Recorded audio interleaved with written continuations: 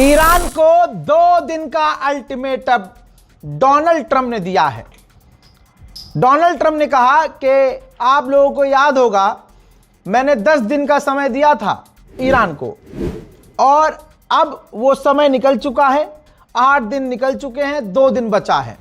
अगर ईरान ने डील नहीं की, ईरान ने अगर हमारी शर्तें नहीं मानी, ईरान ने स्ट्रेट ऑफ हॉर्मुज नहीं खोला, तो ईरान में तबाही मचाएंगे। आप अपनी स्क्रीन पर देख चुके हैं, डोनाल्ड ट्रंप ने ये सोशल मीडिया ट्रुथ पर पोस्ट किया है और साथ में ट्वीट किया है, यानी ईरान को 2 दिन का अल्टीमेटम दिया है।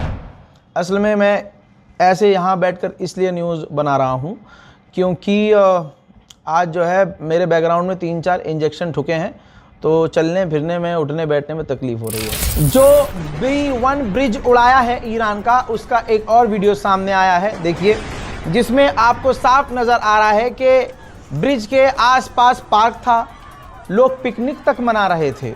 जी हाँ, सोचिए, जंग के दौरान यही तो हौसला है, यही तो हिम्मत है।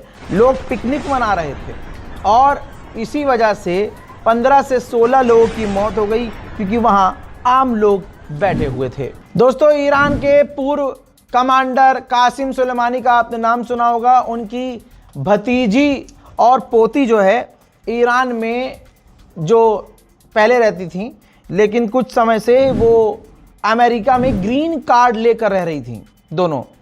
तो जब अमेरिका के बेसिस पर हमले हुए तो उन कासिम सुलेमानी के नीस ने और उनके ख़ानदान वालों ने, जो वहाँ रह रही थी अमेरिका में ही, खुशियाँ मनाई थी, सोशल मीडिया पे जश्न किया था, अप्रिशिएट किया था, जिसके बाद अमेरिका की गवर्नमेंट ने उनको गिरफ्तार कर लिया है। अमेरिका और इजराइल के खतरनाक हमलों में 55 लाइब्रेरीज ईरान की तबाह बर्बाद हो गई हैं। उधर पाकिस्तान के अंदर जो ईरानी एम्बेसी है, उसने ट्वीट किया है और कहा है कि तुम यकीन रखो, जो ईरान की सरजमीन पर तुम्हारा पायलट अगर पकड़ा गया है और अगर वो ईरान की कस्टडी में है, तो यकीन रखो इस बात पर कि तुम्हारा बच्चा, अमेरिका का बच्चा, ईरान की कस्टडी में ज़्यादा सेफ है बजाय इसके कि डोनाल्ड ट्रंप की कस्टडी में हो। डोनाल्ड ट्रंप की कस्टडी ज़्यादा ख़तरनाक है। ईरान की सिविलाइजेशन, ईरान के लोग किसी को कैप्चर करते हैं, गिरफ्तार करते हैं, तो उनको इज्जत और सम्मान देना जानते हैं। काउंटर टेररिज्म के फॉर्मर हेड जिन्होंने रिज़ाइन दिया, उनका एक बयान आया है। उन्होंने कहा है कि अमेरिका दोबारा अपनी ये गलती न दोहराए। एक बार गलती करी है, दोबारा गलती ना करे ईरान पर ज़मीनी ऑपरेशन करके, बल्कि दुनिया को ये दिखाए अमेरिका कि हम इजराइल पर कंट्रोल कर सकते हैं। इजराइल के कहने पर हम नहीं चलते और अपनी खोई हुई डिग्निटी, खोई हुई ताकत को दोबारा से अमेरिका रिस्टोर इस तरह से कर सकता है। भारत को एक बड़ी राहत मिल गई है। भारत सरकार ने मना कर दिया कि नहीं भाई, कोई पेमेंट का इशू नहीं है, और भारत सरकार ने कंफर्म किया है कि 7 साल में अब पहली बार ईरान का ही टैंकर तेल लेकर भारत के लिए, भारतवासियों के लिए भारत आ रहा है। कमाल की बात यह है कि इसके बावजूद भारत का हिंदू समुदाय मुसलमानों से नफरत करते नहीं रुक रहा है। मुसलमान का तेल चाहिए, मुसलमान का सिलेंडर चाहिए, मुसलमान की गैस चाहिए, लेकिन मुसलमान नहीं चाहिए। उत्तराखंड का या उसके आसपास का पहाड़ी इलाके का एक वीडियो सामने आया है, जिसके अंदर जुमे की नमाज का वक्त था, तो मुसलमानों ने वहाँ सड़क के किनारे नमाज पढ़ ली, जिस पर इतना बवाल पुलिस के सामने बनाया गया कि आप सोच नहीं सकते। मुसलमानों के खिलाफ नफरत इतनी ज़्यादा है, आप देखकर शायद आप नॉन मुस्लिम हो तो आपको भी तकलीफ़ हो जाए कि ये हम कहाँ जा रहे हैं हजरात। वहीं दूसरी तरफ आप देखेंगे कि हिंदुओं का अगर कोई प्रोग्राम हो, कोई भी प्रोग्राम हो, तो अगले हमारी मस्जिद पर चढ़ जाते हैं, हमारी मस्जिदों के अंदर घुस जाते हैं, अपने सो कॉल्ड धार्मिक प्रोग्राम में मुसलमानों को और दूसरे मजहबों को गाली बकते हैं। क्या क्या दिखाऊं आपको और क्या क्या बताऊं, लेकिन सोचिए, मुसलमान अगर 2 रकत नमाज पढ़ लेता है तो इनकी भावनाएं आहत हो जाती हैं। वीडियो देखिए। क्या क्या होगा नाम से? आप क्या बोल रहे हैं? आप कहाँ से हो? मैं भी नेरवा से हूँ। नेरवा से? इनके साथ हो आप भी? नहीं क्यों इनके साथ? बोलो भारत माता की जय। अरे हम आपसे कट रहे हैं। हाँ, मान गए, अब मान गए, अब आपको मान गए। आपने भारत माता की जय बोली, आपको कुछ हाँ बस सड़क पे नमाज का कृत्य किया ये अधिकार है इनको। हाँ? भारत माता की, भारत माता की, भारत माता की। जय श्री राम। तुम नहीं बोलेगे है ना, तुम नहीं बोलेगे, तुम नमाज पढ़ेगे यहाँ पे, वो भी बीच रोड में हमारे इलाके में आके तुम नमाज पढ़ेगे। हैं? हेलो, शक्लें दिखाओ अपनी, शक्लें दिखाओ, ये घड़ी अपनी दिखाओ। तुम नमाज पढ़ेगे यहाँ पे, बताओ तो। कुवैत ने कहा है कि हमने 8 मिसाइल 19 ईरान के ड्रोन पिछले 24 घंटे में रोके हैं। अमेरिका के टॉप जनरल, टॉप कमांडर बुरी तरह से भड़के हैं अमेरिका के डिफेंस मिनिस्टर पर। अगर आप ध्यान दें तो अमेरिका के जो डिफेंस मिनिस्ट्री हैं, फौज है, उसमें दरार पड़ गई है। अमेरिका के टॉप कमांडर और जनरल अपने ही अमेरिका के डिफेंस मिनिस्टर पर भड़के हैं। कहा कि जिस तरह से टॉप कमांडर और टॉप लीडरों को, जो जनरल कमांडर हैं, उनको अमेरिका के डिफेंस मिनिस्टर निकाल रहे हैं, ये सरासर गलत है, ये इंसेन है, ऐसा नहीं होना चाहिए। ईरान के पब्लिक रिलेशन मैनेजर ने बड़ी बात कही, उन्होंने सबसे बड़ी धमकी दे डाली है। उन्होंने कहा कि अगर डोनाल्ड ट्रंप ने कोई गलती की हमारे इंफ्रास्ट्रक्चर पर बड़ा हमला करके, तो याद रखिएगा पूरी दुनिया इसका खामियाजा भुगतेगी। यकीन कीजिए, ईरान जो कहता है वो कर देता है।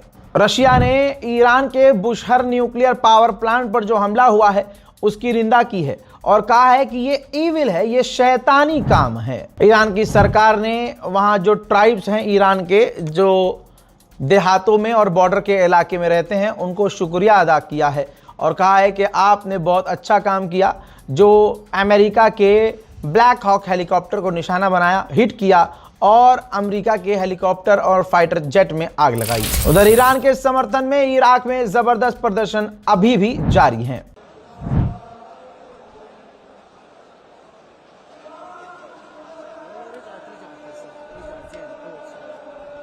उधर आखिरकार दुश्मन ने माना है, तेल अवीव के अंदर, इजराइल ने माना है कि तेल अवीव के अंदर जो हमारा बेस है वो ईरान के हमले में हिट हुआ है।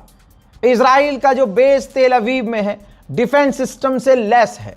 ऐसा नहीं है कि वहां डिफेंस सिस्टम नहीं है, लेकिन वहां ईरान का मिसाइल हमला हिट होना, मिसाइल हिट होना इस बात की दलील है कि अमेरिका और इजराइल के एयर डिफेंस सिस्टम फेल हो गए हैं। दोस्तों, शहीद अली लारीजानी आपको याद होंगे, उनकी जो बेटी हैं वो भी अमेरिका में पढ़ाई करती थी, अमेरिका में रह रही थी। अमेरिका ने उनकी बेटी को भी ईरान डिपोर्ट कर दिया है।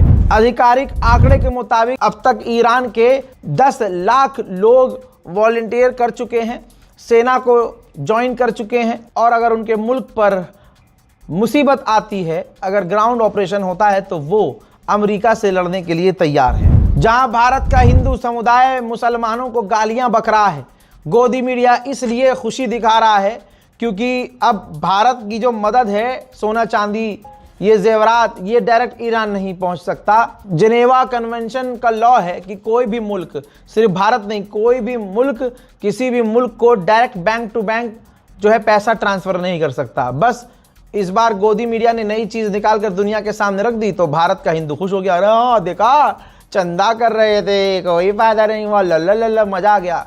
जबकि ये पहले से डिसाइडेड था कि भारत में जो चंदा इकट्ठा होगा उसको पैसे में कन्वर्ट किया जाएगा, उस पैसे से भारत के अंदर ही भारत से मेडिकल किट और तमाम ज़रूरी चीज़ें खरीदी जाएंगी। ऑब्वियसली भारत को इससे बिजनेस भी मिलेगा और वो ज़रूरत का सामान खरीद कर ईरान भेजा जाएगा, ईरान एम्बेसी के द्वारा।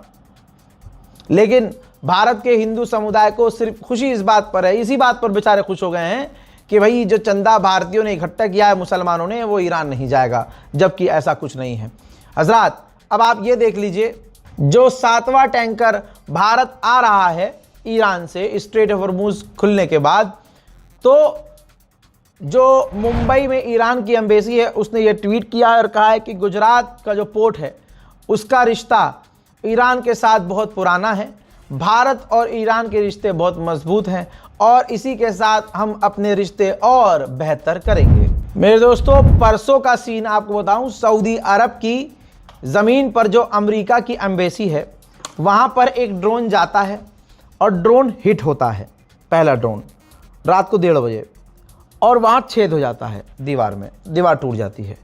ठीक 1 मिनट बाद दूसरा ड्रोन उसी छेद से अंदर घुस जाता है अमेरिका की एम्बेसी में, और ऐसा धमाका होता है कि उस अमेरिकी एम्बेसी की 3 फ्लोर जो हैं जलकर राख हो जाती हैं और इतना बुरी तरह से तबाही मचती है कि अमेरिका कह रहा है कि उसको दोबारा ठीक नहीं किया जा सकता। अब ईरान क्या कह रहा है? ईरान ने कहा कि हमने ये हमला किया ही नहीं है, हमारा ये हमला था ही नहीं, ये हमला इजराइल का था। इजराइल हालात ख़राब कर रहा है। बहरीन में अमेज़ॉन का जो डेटा सेंटर है ईरान ने उड़ा दिया है। इतना डैमेज हो चुका है कि वहाँ की अमेरिकी कंपनियों में काम करने वाले मेरे साथियों ने मुझे बताया है कि सर्वर डाउन है रज़ा भाई, सर्वर काम नहीं कर रहा है, सर्वर काफ़ी स्लो है। ऐसे में आपको बता दूं कि ओरेकल जो कंपनी है, ये भी डेटा सेंटर है, ये दुबई में है, ये भी हिट हुई। दुबई ने कहा कि नहीं, हिट नहीं हुई है, हमने बचा लिया है, ड्रोन को मार गिराया है। लेकिन 24 घंटे के बाद खबर आती है कि ओरेकल की बिल्डिंग हिट हुई है, डेटा सर्वर को नुकसान पहुंचा है, सर्वर डाउन हो गया है।